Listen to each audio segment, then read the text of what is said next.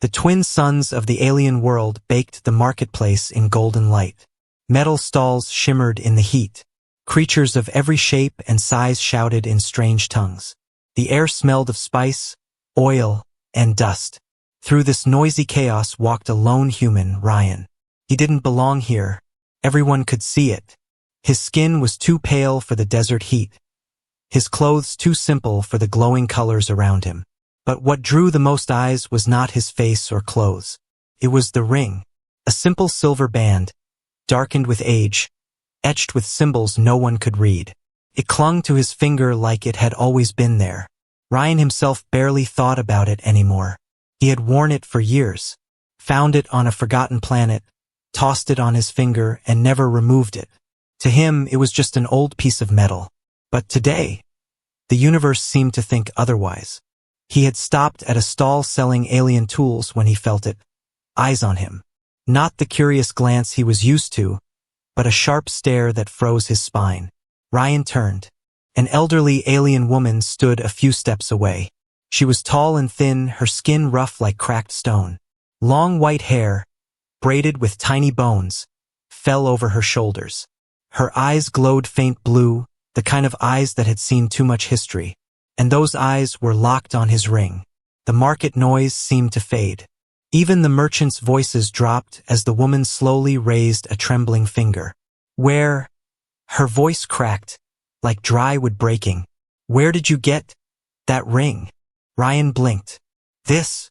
He lifted his hand, confused. The entire marketplace fell silent. People turned. Alien children stopped running. Merchants froze with half-counted coins in their hands. A deep, tense quiet settled over the crowd. Ryan felt his chest tighten. What was going on? The old woman took one step closer. Her voice rose, shaking but clear. That ring, she said, each word cutting the air, has not been seen for 3 centuries.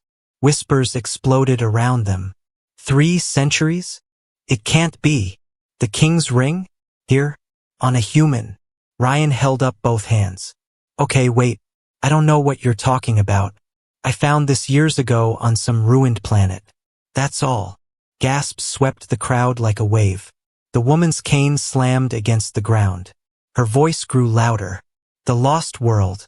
You speak of the lost world. Ryan frowned. It was empty. Just sand and broken stone. No people. No life. I didn't even know its name. The woman's glowing eyes burned into his. That was the capital of the Eternal King. The one who vanished with his entire army. The one who swore he would return when the galaxy needed him again. Ryan felt the skin on his neck prickle. He remembered the ruins well. The shattered statues. The broken throne half buried in sand. And the ring, glinting under the sunlight as if waiting for someone to find it. At the time, he thought it was just treasure from a forgotten age. But this woman, she spoke as if he carried something sacred. You wear the crest of the king, she said softly, as if in prayer. The last time it was seen was the day he disappeared. Ryan shook his head. You're saying this belonged to some king? That's crazy. I just found it lying there. The woman leaned closer, her voice dropping to a whisper. Then hear this, outsider. The prophecy speaks clearly. When the ring returns, so shall the king. Ryan froze. The marketplace murmured in fear and awe. Some aliens bowed their heads. Others backed away, as if standing too close might burn them. Ryan felt trapped under their stares.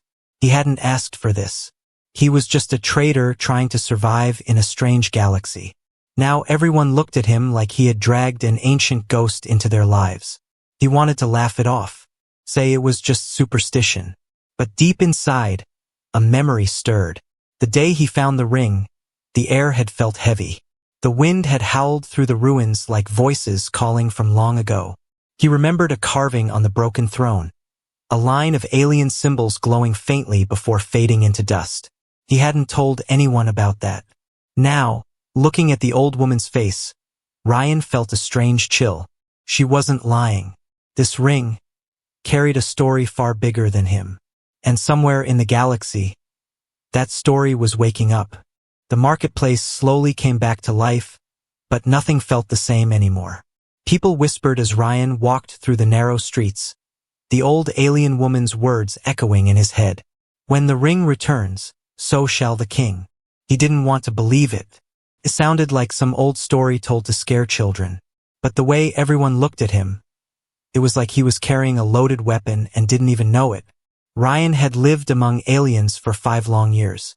He was used to curious stares. Humans were rare this far from Earth. But this was different. Now the stares were filled with fear.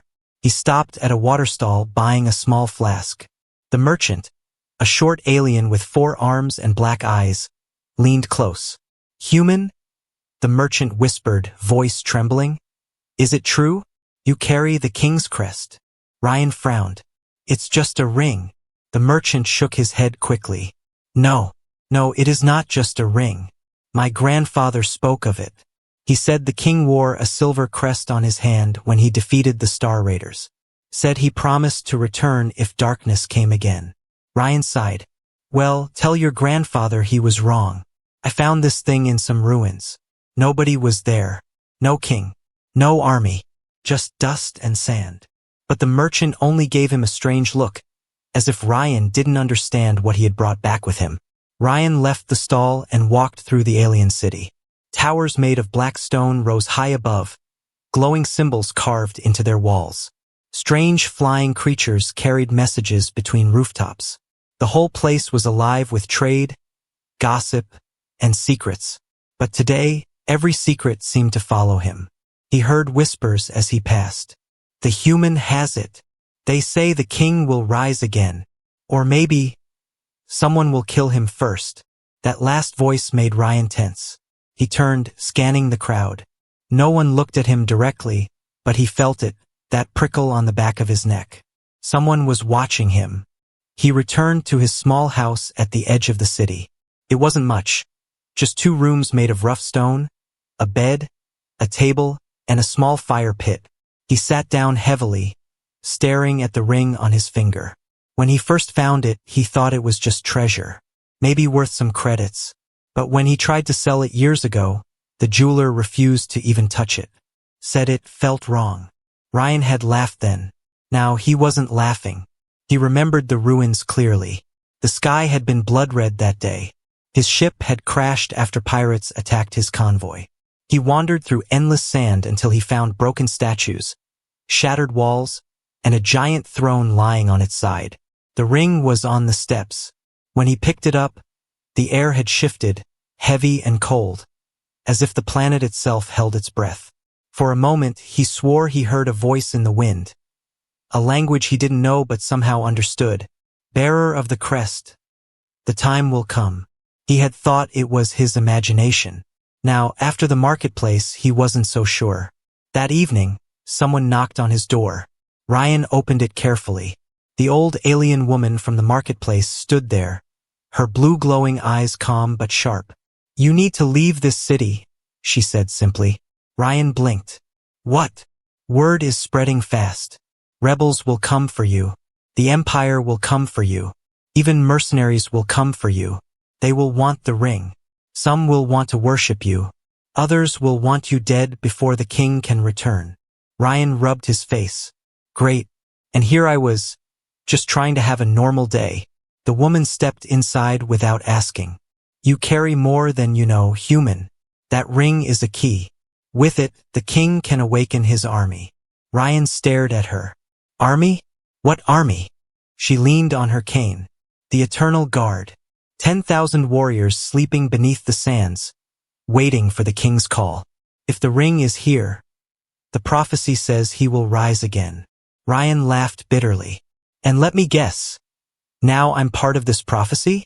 The old woman's silence was answer enough. Night fell. Ryan sat by the fire, the ring glowing faintly in the light. Outside, shadows moved in the streets, dark figures watching his house. Some carried weapons. The old woman saw them too. "They have come sooner than I thought," she whispered. Ryan stood, heart pounding. "Who are they?" She looked at him with grim eyes. "The first of many. Those who believe killing you will stop the king from returning." The ring felt heavy on his hand. For the first time since he found it, Ryan wished he had left it buried in the sand.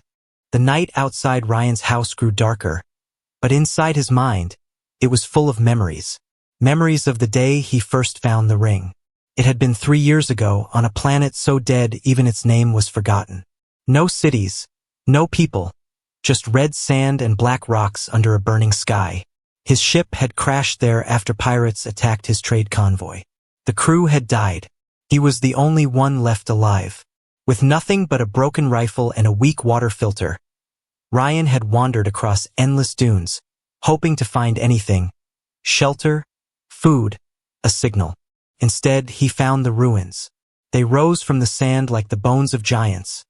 Towering walls shattered in half, statues with missing heads, huge gates fallen and buried. It looked like a city that had been alive once, a long, long time ago. He remembered walking slowly through it, his boots crunching on the cracked stone streets. Symbols glowed faintly on some walls, alien writing he couldn't read. Strange murals showed warriors with long spears, standing beside a tall figure wearing a crown of fire. Ryan didn't know then, but he was looking at the history of the Eternal King. The deeper he went, the quieter it became. The wind died. Even the usual sound of sand shifting under the sun disappeared. It was like the ruins themselves were holding their breath. At the center of the city stood a throne. It was massive, carved from black stone, half buried in sand. One armrest was broken. The back was cracked straight through the middle. But even ruined, it still felt powerful. Ryan had walked up the steps, feeling like he was trespassing somewhere sacred. On the top step, half hidden under the dust of centuries, he found the ring. It was glowing faintly, as if the sun above gave it life. When he picked it up, the air changed. The heat faded.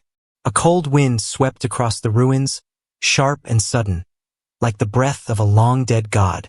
And then he heard it, a voice, not with his ears, but inside his head. Bearer of the crest, the time will come. Ryan had dropped the ring in shock. The voice was deep, ancient, carrying a weight that made his heart race. But the moment the ring left his hand, the wind stopped. The ruins went silent again. He picked it back up slowly. Nothing happened this time. No voice, no wind, just silence. Ryan had stayed there for hours, hoping to hear it again. He explored the ruins, searching for answers. He found broken weapons. Blades snapped in half, shields burned black. He saw carvings of soldiers marching behind the same crowned figure, their faces proud, their banners raised. There was even one mural showing the crowned figure fighting a shadowy enemy shaped like smoke and fire. The enemy had no face, only claws and teeth, its form twisting like living darkness. And at the bottom of the mural, in symbols even Ryan could almost understand, there was a warning carved deep into the stone. When the shadow rises again, the king shall return. That night, Ryan had camped in the ruins. He remembered sitting by a small fire, the ring on his finger, feeling like he was being watched. Once, he thought he saw movement in the corner of his eye, tall figures standing among the broken pillars. But when he turned, nothing was there. Only statues. Statues of soldiers in full armor, their faces hidden by helmets, standing as if waiting for orders that would never come. Something about them felt too real, like they were frozen in time rather than carved from stone.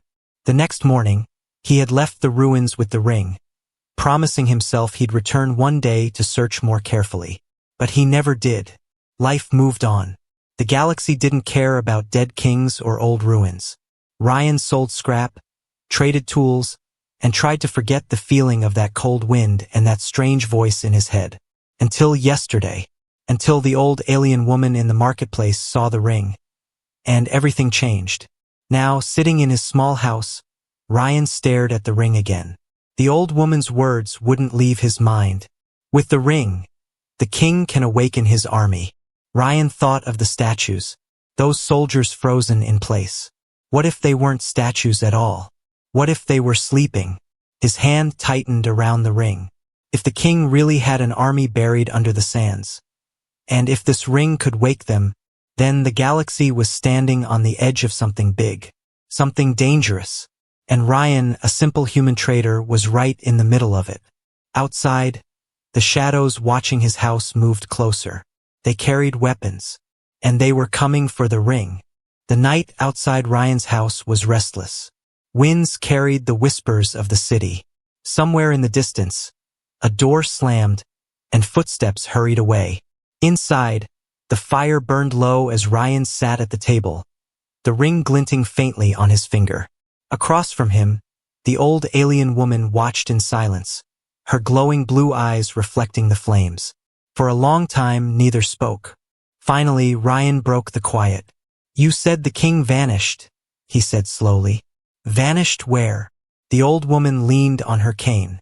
Her face looked carved from stone, but her voice carried centuries of pain. "Not even we know," she said softly. "One day he stood upon the throne, victorious. The next he was gone. He and his entire army. 10,000 warriors. No bodies. No graves. Nothing but the ring left behind." Ryan frowned. How does a whole army just disappear? Her eyes narrowed. Some say the king walked into the storm to fight a final battle. Others whisper he made a bargain with the stars themselves. But the truth? She shook her head. The truth was buried when he left. Ryan leaned back in his chair, rubbing his face. "And now," he said bitterly, "because I found this thing, everyone wants me dead." The old woman's voice turned sharp. "Do you think this is about you, human? You carry the crest of the eternal king. To many, that makes you his heir. To others, it makes you a threat." Ryan stared at her. "Heir? I'm not even from this planet." She didn't flinch. "The ring chooses who wears it. That alone is enough to start wars." Ryan laughed without humor. "Great. That's just what I needed. Whole planets trying to kill me because of some old legend." The old woman rose slowly, her cane tapping the floor. She walked to the small window, looking out at the dark streets. "Listen carefully, human," she said. "There are things you must know. Secrets kept for centuries. My people swore to guard them until the day the ring returned." Ryan's eyes narrowed. "Secrets?" She turned back to him. The firelight made her face look older than time itself. "The Eternal King was no ordinary ruler," she said. "He united the warring tribes, defeated the Star Raiders, and drove back the Shadow Swarm when they came from the darkness between galaxies." Ryan remembered the murals in the ruins, the tall figure with the crown of fire, the army marching behind him, the enemy made of smoke and claws. "The Shadow Swarm," he repeated. "I saw them carved on the walls." The old woman nodded. "They were not of flesh and blood. They were living night. They devoured worlds. Even the stars burned black when they passed." Ryan felt a chill crawl down his spine. "The king fought them?" he asked. She nodded again. "For years, until the final battle on this planet. He won. But at a price." Ryan leaned forward. "What price?" The old woman's eyes darkened. "No one knows. He vanished the same night the swarm was destroyed. Some say he sacrificed himself to lock them away. Others believe he waits, sleeps, until the swarm rises again." Ryan looked at the ring. It felt heavier now, like it carried not just metal but centuries of blood and fire. The old woman stepped closer, lowering her voice. "The ring is the key," she said. "With it, the king can return. His army can rise from the dust. That is why they will come for you. Rebels, mercenaries, even the empire itself. They will all want it." Ryan's jaw tightened. "And what do you want?" Her glowing eyes held his. "To see the king return before it is too late." A sound outside made them both freeze. Boots on the street. Ryan moved to the window and peeked out. Shadows crept along the walls, carrying weapons that glimmered faintly under the moons. "They're here," the old woman whispered. Ryan cursed under his breath. "Who?" "Those who fear the king's return," she said. "They think killing you will end the prophecy." Ryan grabbed his old rifle from the corner. It barely worked, but it was better than nothing. The old woman didn't look afraid. Her eyes burned brighter, as if this was what she had waited for all her life. "Listen to me," she said quickly. "The ruins you found, They are only the surface. Beneath them lies the Hall of Kings. That is where the army sleeps. That is where the king waits. Ryan stared at her. And you want me to go there? She nodded. Before they kill you. Before they take the ring. If the king truly sleeps, only you can wake him. Outside, footsteps drew closer. Voices hissed orders in the dark. Ryan tightened his grip on the rifle. His heart pounded. The old woman's voice dropped to a whisper. Run to the ruins, human. Follow the carvings beneath the throne. The way will open for the ring-bearer. Ryan looked at her, then at the door where shadows gathered. The choice was clear. The hunt had begun. The door shook under the first blow. Ryan grabbed his old rifle and backed toward the rear window. The old alien woman didn't move. She stood by the fire, her glowing eyes calm, like she had seen this happen before. They are here for the ring, she said softly. Run, human. The ruins will hide you. The second blow cracked the door. Ryan didn't need more advice. He climbed through the back window into the narrow alley. The air was cold. Somewhere, a creature howled in the distance. Behind him, the door finally broke. Shouts filled the house. Find the human. Bring us the ring. Ryan didn't wait to hear more. The city at night was a maze of narrow streets and stone towers glowing faint blue from strange alien lamps. Ryan ran through shadows, his boots echoing on the stone. Everywhere he turned, whispers followed. He carries the king's crest. The prophecy is true. Some want him dead. Others want him crowned. The old woman had warned him rebels would come. Some believed the king's return would free the galaxy from the empire. Others feared it would bring back the shadow swarm from the stars. Either way, Ryan was now at the center of something much bigger than himself. He reached the marketplace. It was empty now, the stalls dark and silent. Only the wind moved through the rows of abandoned tables. Ryan paused, catching his breath.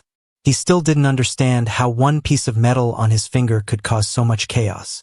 But the whispers around him told him it was only beginning. Somewhere above, a shadow moved across the rooftops. Ryan raised his rifle, heart pounding. Who's there? A figure dropped silently in front of him.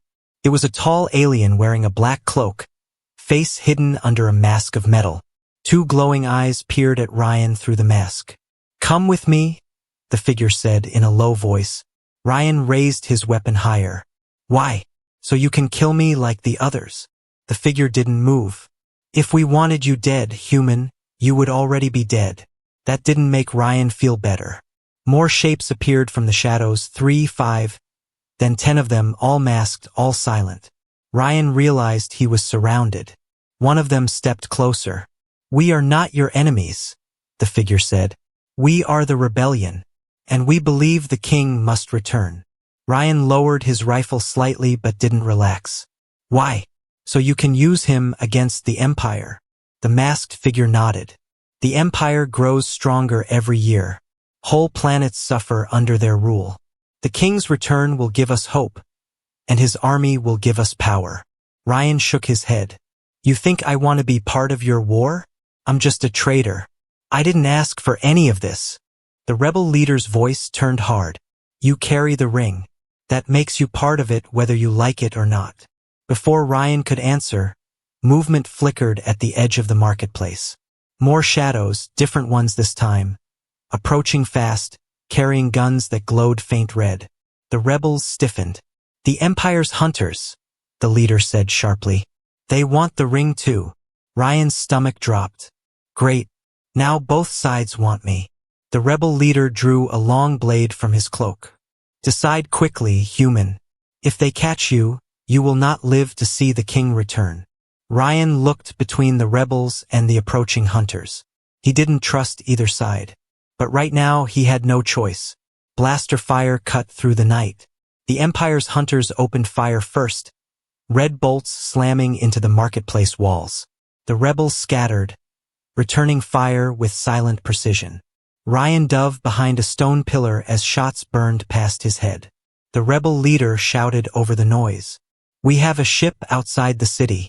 We can take you to the ruins before the Empire does. Ryan didn't answer. He fired his old rifle at the hunters, missing badly. One of the rebels tossed him a small metal sphere. Smoke bomb. Use it. Ryan pressed the button and threw it. Thick gray smoke filled the marketplace. Blaster fire turned wild. Move! The rebels shouted. Ryan ran through the smoke with them, coughing, heart pounding. Behind him, the hunters cursed and fired blindly. They slipped into a side street, moving fast through the narrow alleys. Finally, they stopped inside an old warehouse at the edge of the city. The rebel leader turned to Ryan. The Empire will not stop. They will send soldiers, assassins, even war machines. The king must wake before they find him. Ryan leaned against the wall, catching his breath. And if I refuse? The rebel leader's voice was quiet but firm. Then the galaxy will burn, and you will burn with it. Ryan looked down at the ring. It glowed faintly, like it agreed with the rebels. And for the first time, Ryan wondered if maybe the king really was waiting for him. The rebel ship flew low under the twin moons, its black hull blending with the desert night. Inside the cabin, Ryan sat strapped into a metal seat, the ring glowing faintly on his finger. Across from him, the rebel leader removed his mask for the first time. He was a scarred alien with sharp features and eyes like burning coals. My name is Kaler, the rebel said. And you, human, you may be the one to wake the king. Ryan shook his head. I'm just a traitor. I don't wake kings. I fix engines and sell scrap. Kaler's voice carried no humor. You carry the ring. That makes you the key whether you want it or not. Ryan looked out the window as the desert stretched endlessly below. What if I throw it away? Kaler leaned forward. Then the Empire will find it, and they will destroy the king before he wakes. Is that what you want? Ryan didn't answer. Hours later, the ship landed on the edge of the ruins Ryan had visited years ago. The place looked even darker at night. The broken towers cast long shadows under the moons. The throne still sat half-buried in the sand, its cracked surface glowing faintly in the pale light. Ryan stepped out, the wind cold against his face. Kaler pointed toward the throne. Beneath this place lies the Hall of Kings. Your ring will open the way. Ryan hesitated. The last time he stood here, he had felt that strange presence in the air, the weight of history pressing down on him. Now it felt heavier. They climbed the steps toward the throne. The carvings on the stone walls glowed faint blue as they passed, like they recognized the ring on Ryan's hand. Ryan reached the top step where he had first found it years ago. He placed his hand, the one with the ring, against the cracked throne. The ground shook. Sand fell from the broken walls. A deep, grinding sound echoed through the ruins as the throne split apart, revealing a staircase spiraling into the darkness below. Ryan stepped back, heart pounding. Kaler smiled grimly. The Hall of Kings, he said. It has been waiting for centuries. They descended the stairs with torches lighting the way. The air grew colder the deeper they went. Carvings covered the walls. Battles fought in the stars. The king leading his army. The shadow swarm devouring worlds. The story of 1,000 years was written in stone around them. Finally, they reached the bottom. A vast underground chamber stretched before them, so large the torchlight barely touched the far walls. And there stood the army. Row after row of soldiers in black armor, frozen in perfect formation. Their faces were hidden behind helmets shaped like the heads of beasts. Each one held a long spear tipped with silver metal. They didn't move. At first, Ryan thought they were statues. But as he stepped closer, he saw the faint rise and fall of their chests. They're alive, Ryan whispered. Kaler nodded. The Eternal Guard, sleeping for 300 years, waiting for the king's return. Ryan's stomach twisted. How is this possible? Kaler looked at the soldiers with awe. The king's final order before he vanished. Wait until I call you again. They have not aged a day since. Ryan turned in a slow circle. There were thousands of them. 10,000 soldiers waiting in silence, like the galaxy's most dangerous secret buried under the sand. At the center of the hall stood a black stone coffin. It was massive, covered in the same glowing symbols as the throne above. Ryan felt the ring grow warm on his finger. Kaler saw it too. "The king," he said softly. "He sleeps there." Ryan swallowed hard. "And you want me to wake him?" Kaler stepped closer to the coffin. "The Empire is already searching for us. When they find this place, they will destroy everything. The king must wake before they arrive." Ryan looked at the sleeping army again. Thousands of soldiers. Thousands of weapons. If they woke, the galaxy would never be the same. He walked slowly to the coffin. The moment he touched it, the ground shook again. The soldiers stirred. Faint lights glowed in their helmets. A low hum filled the air, deep and ancient, like the sound of a giant heart starting to beat after centuries of silence. Kaler dropped to one knee. "The king returns," he whispered. But before the coffin could open, explosions shook the ceiling above. Kaler cursed. "The Empire found us." Dust rained down from the chamber roof. Soldiers shouted in the tunnels above. Ryan turned to Kaler. "What do we do?" The rebel leader drew his blade. "We wake the king, or we die here." The coffin began to crack open, and the king of a forgotten age slowly began to rise. The coffin cracked open with a deep, thunderous sound. Dust swirled through the air. The underground hall shook as if the world itself held its breath. Ryan stepped back, heart pounding. He had no idea what he was about to see. The soldiers, the Eternal Guard, stood perfectly still, their glowing eyes fixed on the black coffin as though waiting for a command. Inside, something moved. A hand appeared first, covered in dark silver armor, sharp edges gleaming in the torchlight. Then slowly, the figure of the king rose, taller than any man Ryan had ever seen, wearing a crown shaped like fire frozen in metal. The king's eyes opened. They burned with golden light. Kaler, the rebel leader, dropped to one knee. "My king," he said in a shaking voice, "you have returned." The king said nothing. He stepped out of the coffin slowly, like someone waking from a long dream. His armor was black with silver patterns, a long cape flowing behind him like a shadow. Ryan felt the weight of the king's gaze. The king looked at the ring on Ryan's finger. "Who wears the crest?" His voice was deep, echoing through the entire hall. Kaler bowed lower. "This human, my king. He found it after centuries. He woke you." The king stepped closer to Ryan. He was massive, his presence filling the room like a storm about to break. "You," the king said, his golden eyes locking on Ryan, "carry my seal, my promise, my return." Ryan raised his hands nervously. "Look, I just found it. I didn't mean to wake up a whole army."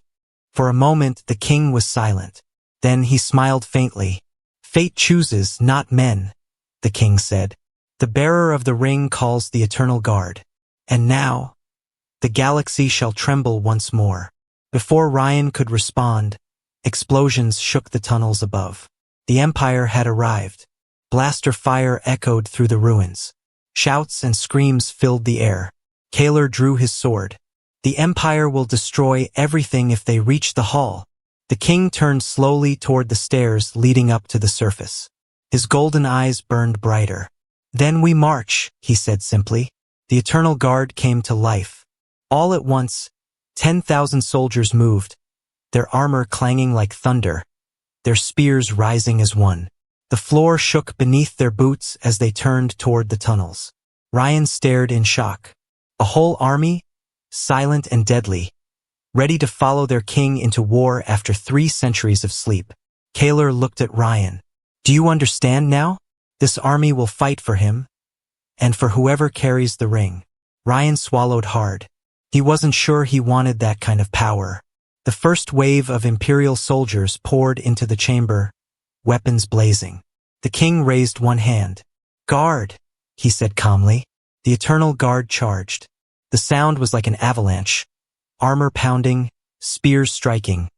The screams of the Empire soldiers as they were crushed under a tide of warriors who moved with perfect, terrifying precision.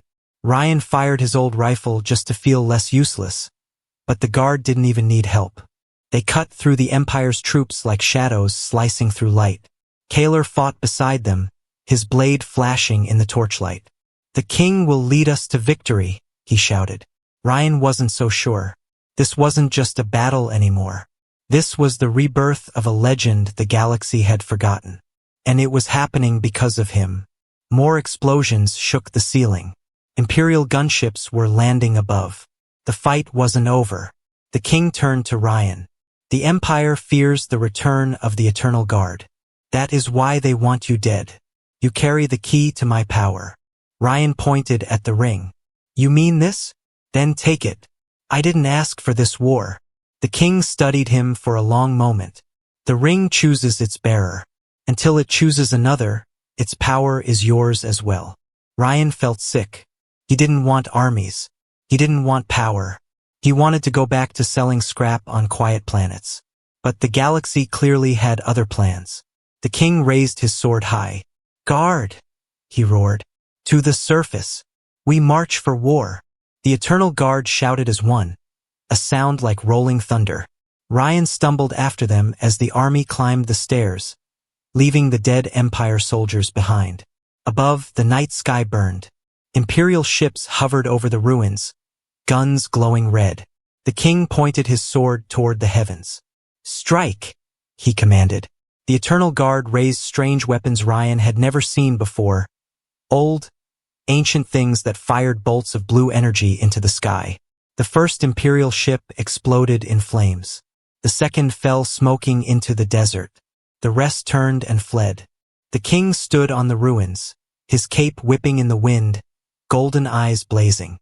3 centuries, he said softly, his voice carrying across the desert. And now, the galaxy will remember the name of the Eternal King. Ryan stared at him, the ring heavy on his finger. He had a feeling this was only the beginning.